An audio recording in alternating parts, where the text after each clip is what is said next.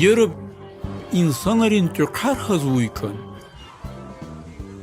Tökar insan din maşnak, hilarik, bazı vaxtları can dikra kadişlu pigmentin lekiru.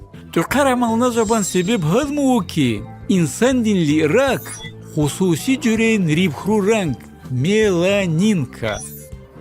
Rehdin nurların tasirnak didin harakat artık şul.